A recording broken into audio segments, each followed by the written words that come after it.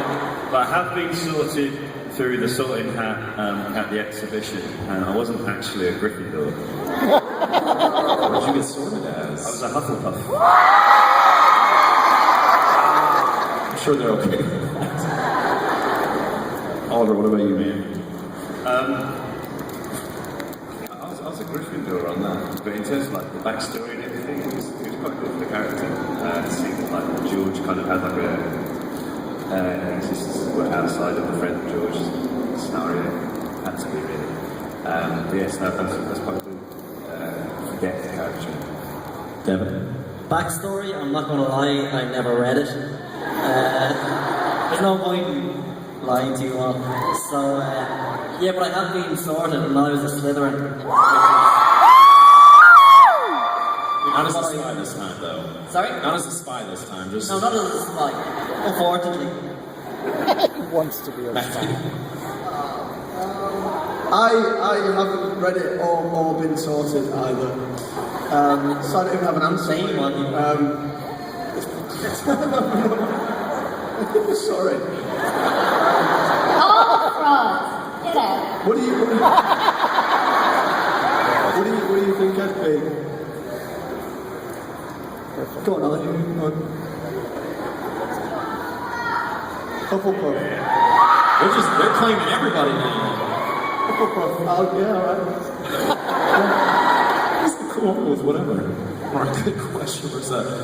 Julia, what do you got up there? All right, I have Lindsay from Orlando, and she has a question for Matthew. Really excited. If you could eat any magical food or drink from the wizarding world, what would it be? Fire whiskey. I've always wanted to try that. And it's cold right now, so it'd probably help out. Yeah, it'd be a perfect way to stay warm last night for sure. Good question. Stephen. Yes, sir. I got Michael from St. Cloud. Before I ask this question, just saying it's an honor to ask you guys a question because I'm a huge fan of you guys. But my question is, if you could choose a favorite scene from your movies, what would it be?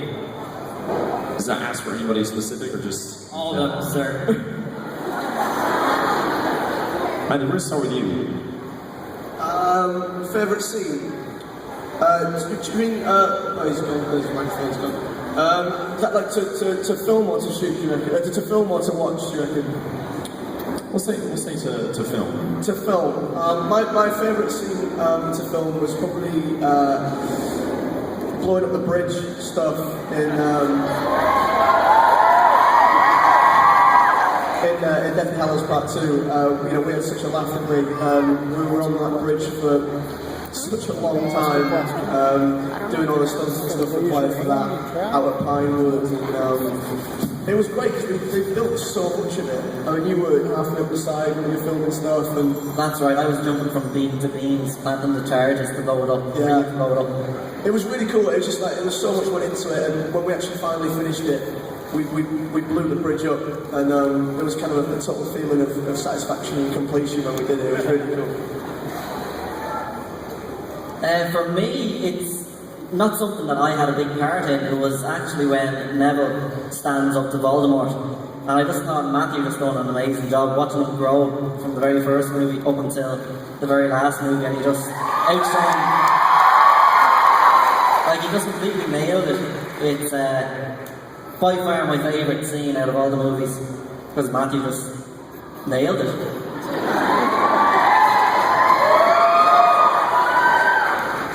Oliver? Mine was when Harry and Ginny first kissed. And it was awkward to film. It was like Creeper in the corner. Yeah. But to actually, it was really good to do because it was a really comical moment as well. And I've actually heard of people do that to friends who are kissing, just go, good morning. Really ruined the moment. And You ruined it well. It was good. yeah, I enjoyed doing that. James. Mine would be, we have a for you guys who were there last night, the scene where Fred and George put their names in the Goblet of Fire for the first time. It was just so much fun to do. I mean, that scene took 3 days to shoot. Yeah, and but it was just really cool, really good fun. And since then, if I've been out and like at a bar, for example, there'll be these. It has happened on a couple of occasions. Someone from the other side of the pub, like oi oi, and they do that thing where they put the arms around each other and drink like that. So, yeah, that was a really fun scene, good fun scene to do, and we got to do some stunts as well in that. So yeah, really good. Very nice. Anna? I like the Bill and Fleur's wedding because it was just cool to see a wizard wedding, how that worked. And I always liked the scenes where there were lots of people and I wasn't really featured because it meant I could just go like I was just in the Harry Potter book and just play. And also the thing about the extras on Harry Potter, for that set especially, they got a lot of like older actors who had crazy beards, and those kind of guys who have 2-foot beards, they are kind of like wizards, even though they're muggles. They're always really interesting, so it was just funny, like wandering around the set and talking to these would-be wizards in real life if they had magic powers. So you're saying anybody with a long beard is pretty much a wizard. Pretty cool, yeah, it's quite an achievement. And the dancing was fun. We got to do like the awkward dad dancing, but then Luna joins in, so it was fun. Very nice. Now, Erin, you got somebody down there? I do. This is Devin Nunez, who is our Hot Topic Sweepstakes winner.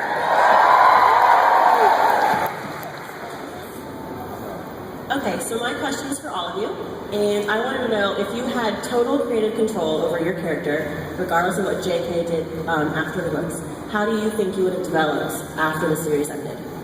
Your character. I'll answer straight away. Too soon? He died. He said I'll answer straight away. He'd die. He would change it so he wouldn't die. Or go to heaven. Maybe a rewrite. Bring him back for his own series. I think it would be like Weasley's Wizard Weasley become like a franchise, and they'd have done that, and maybe the ghost of Fred. Spoilers to anyone who hasn't seen it. You can bring the ghost back to consult on the store. Yeah, perfect. It could be all over the show. Yeah, that'd be great. Devin? I think Seamus would have went off on the pyrotechnics. For sure, like, he was only going that way anyway. So, yeah, I think that's what Seamus would do, go off and blow up buildings and do whatever needed to be done. Matthew?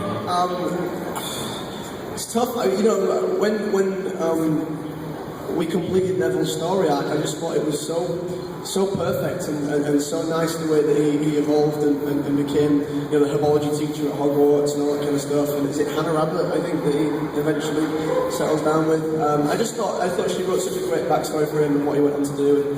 And I don't know how much really I would have changed it, to be honest. I'm pretty content with that.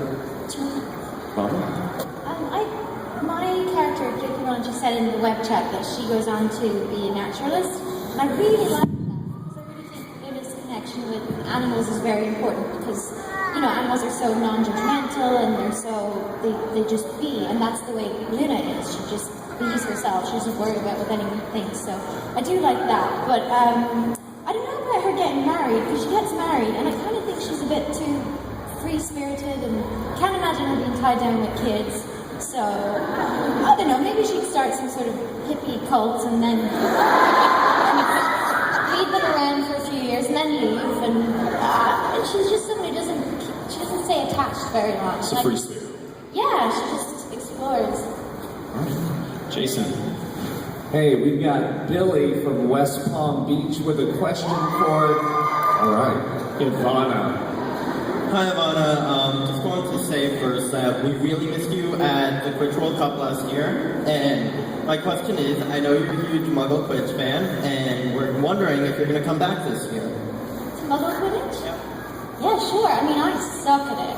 I wasn't even playing the game. I had to assist the Golden Snitch, and I just lost the game for him because he gave me this to spray in the other people's face. And I'm just not that competitive, and I was also just so amazed by what all the whirling things that I ruined it, and I lost the game for him. Yeah, so I'm sure they did. but I'll stay way back, so no one, I won't interfere with anyone. Are you on a team? Yes. I play for the FSU team, Florida State University. Go Noles! What position are you? I play mostly beater. Good luck. Thank you. Julia.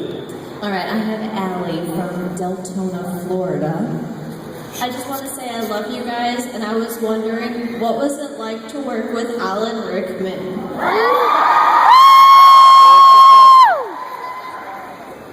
Anybody? That's not a good start. To be perfectly honest with you, he's one of the nicest guys you could ever wish to meet. He's quite obviously his voice is very intimidating, but he's a very, very funny man actually. And again, just like all the other adult actors, they were all very encouraging. If you had a question, because pretty much all of us were learning as we did the job, so they're all very encouraging to go and ask them questions about how to prepare for a scene or deliver a line or whatever. But yeah. Alan Rickman was just one of those guys who was very, very nice and very great to work with. Yeah, I think it goes without saying, we're all massive fans of his work, and was before meeting him, to go to the read through and see the Sheriff of Nottingham sat over, across the way was just a bit crazy. And so yeah, a huge inspiration to me. And I remember. On his last day of shooting, I just went down to his trailer just to say, the last 10 years, working with you was just pretty incredible for me, and I really appreciate you being involved. And he was just like, come in, sit down, have a cup of tea, just like talking about the future, what to do next, and a bit of advice and stuff. It was just, he didn't need to do that. It was just above and beyond, and that's the kind of people we were fortunate enough to work with. They were all like that. So yeah, it was great. Very nice. Stevie. Hey there, I have Alexandra from Kansas City, and she has a question for anyone on the panel that would like to answer. Did J.K. Rowling ever tell you anything about your characters that has not been shared? Sorry, could you repeat that? Say it one more time. Has J.K. ever told you, any of you, anything about your character individually that has not been shared with the world?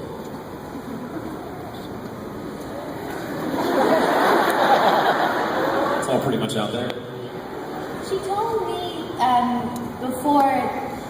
while she was writing book 7, she used to come to the set, and she knew how excited I would get when she gave little facts. So she would just tease me with things. But I remember the time she told me about Rolf Scamander, and this is the boy who Luna eventually marries, and she told me that he was supposed to be in book 7. And he was supposed to impart the information that Xenophilius does about the Deathly Hallows. And all through writing, he wrote letters. She's like, he's in, he's out, he's in, and he didn't make it in. But he was originally in book 7, she told me. And she also told me something about Luna, which I found really useful. It was on number 5, when we were in the Ministry of Magic, and we were like fighting the Death Eaters and just fighting.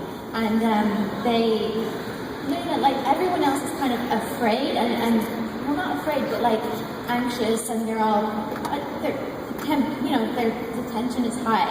And I couldn't figure out how to be in that situation because she's always so calm. She's like, everyone else is like, oh my god, the Dark Lord's here, and she's looking at the patterns on the ceiling. She's just not in that at all. So I was like, how do I? But at the same time, David Yates is very much like, you need to be more afraid. You're in the Ministry of Magic with Voldemort and his gang.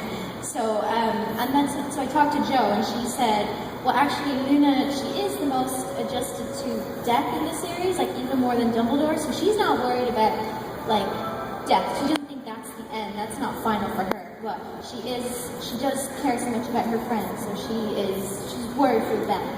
So yeah, that was interesting. It was useful. And I thought it was just crazy because Dumbledore is someone who he seems like he doesn't care about death, but the fact that Luna's even more sort of spiritual than him, that was significant to me. Aaron. Yes, Austin. I have little Jack here from Lake Mary, Florida, with a question for the panel. Jack, what's your question? Do you guys have any advice for a little actor like me?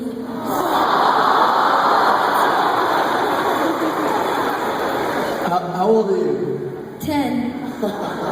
Well, that's the age that I first got cast in the movie, you know? So it's never too early to start. I would say, personally, if it's what you want to do, then just keep at it, you know, keep going and believe in yourself and don't listen to anyone else who says you can't do it. Just say, I want to do it, I'm going to do it. And good luck. Yeah. Anybody else? Yeah, if you've got a script and you've got to learn your lines, just learn your lines. Like, I know it sounds silly, but it's quite easy to put it off. Yeah, I'll do it tomorrow. I'll do it later. I'll do it later. But nothing that you do whilst putting it off feels as good as actually doing it there and then. So yeah, just go for it. And maybe like record yourself so that you can watch it back. So you can say, hey Aaron, I don't like the way I'm doing that, I don't like how I'm doing that. So you can watch it as many times as you want. And then you also you can record, say your mum or your dad can read the other parts. And then you can listen to that and not record you. So that you can add in the parts that you want while you're listening to it in headphones and things like that. All good advice.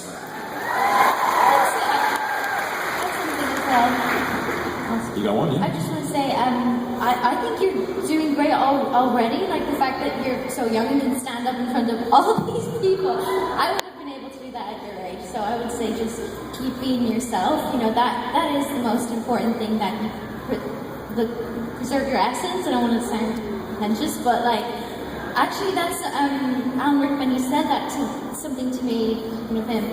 Recently I met him, and I was having a crisis, and I was like, I should go to acting school, I don't know what I'm doing, and he just kind of was like, just be yourself, and he said, because they're looking at this, they're not looking at this, it's about what's inside. So I think you're already doing awesome, the fact that you have the confidence, and yeah, good luck.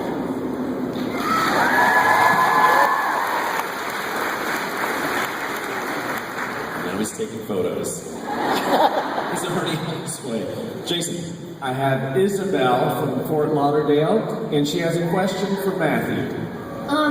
While you were filming, did you ever learn any life lessons? And if so, then what were they? Man. Always trust the stuntmen implicitly. And never ignore anything that they say.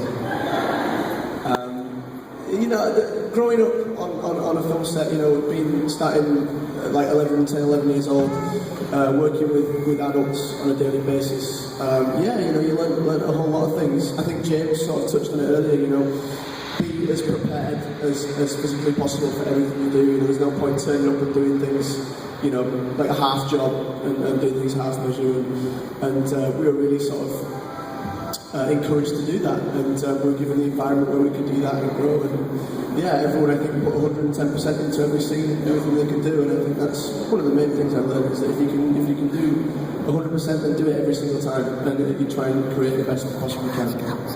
Absolutely. Nice question. Julia. All right, I'm all the way up here with Brianna. She's a very big fan all the way from Canada. If you had a favorite wizarding animal, what would it be?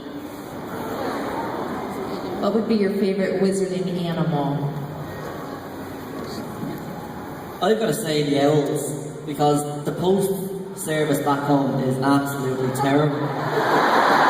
Honestly, I sent off 20 parcels before I left. Well, maybe 2 weeks ago, and they still haven't arrived to where they're meant to be. So definitely the owls. I always get Mark out there delivering it like he did last night. I think the hippogriffs are pretty cool. But I mean, if they were in like this type of world, I think you could have some pretty cool races with them. You could have a steeplechase followed by some flying event. And maybe even have some house elves riding them. I'd watch that. I'd watch it, yeah. It's not really, it's an animal which is in the film, but it's not really a magical animal, but with Fang. He was, like, the actual dog that played him was possibly the coolest dog you've ever met. Like,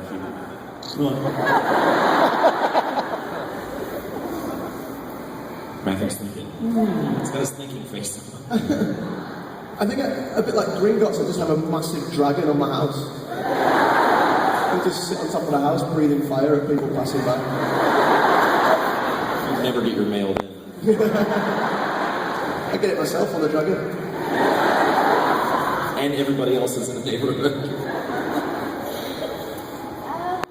There's so many. They're all so cool.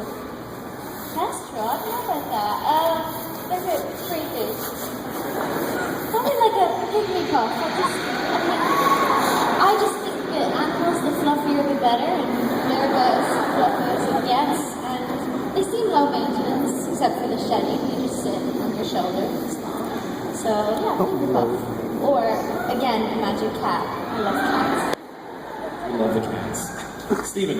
Hey there, I have Paul from New Jersey with a question for anyone on the panel that would like to answer.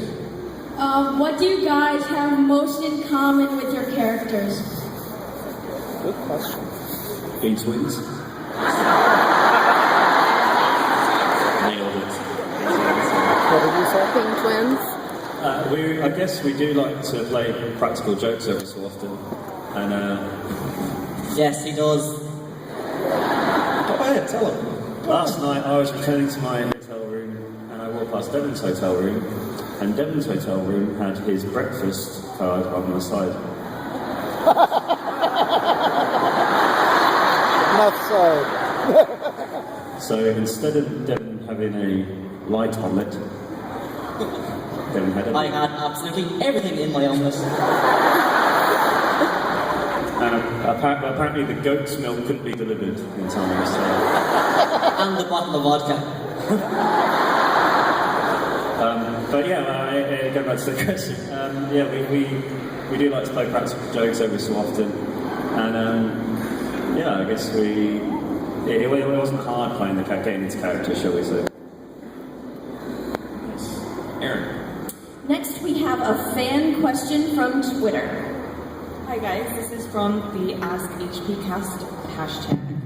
If you could have one sip of Polyjuice potion, who would you want to be and why? Anyone in the world. Anyone.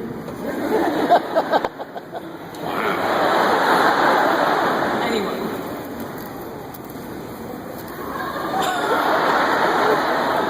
That was a good one.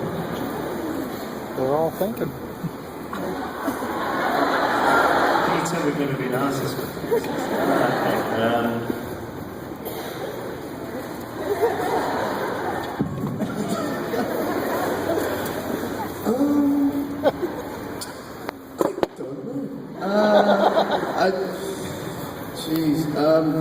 Someone who's, I'd love to have been a professional sportsman of some kind, so like David Beckham or something like that, and go and have a kick about, pretend I'm David Beckham and be absolutely rubbish at football.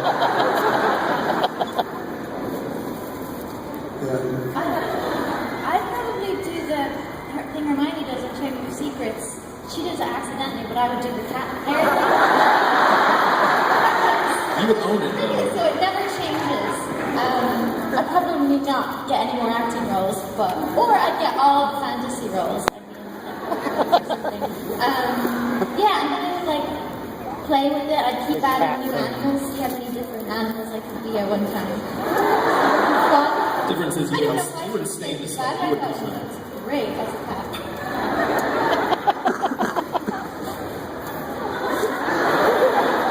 Come on, James. No, some superheroes, like maybe the Human Torch from Fantastic Four. That'd be pretty. Flame on. Exactly.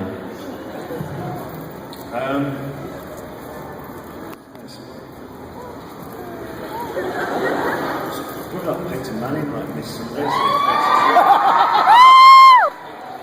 I wouldn't want to go back to Denver if anyone ever found out I wasn't actually him. Are you saying he's not going to win? No, I'm saying I would win. Mine's kind of boring. I love showing like anything to do with horses, and one of my idols is Paul Darragh, and he was just like years ago he was like the best show jumping rider in all of Ireland and Europe. So that's probably who I'd like to be, just so I can go off and be as good as him. Sorry, it's not interesting, and probably nobody knows who he is, but as long as you do, that's all that matters.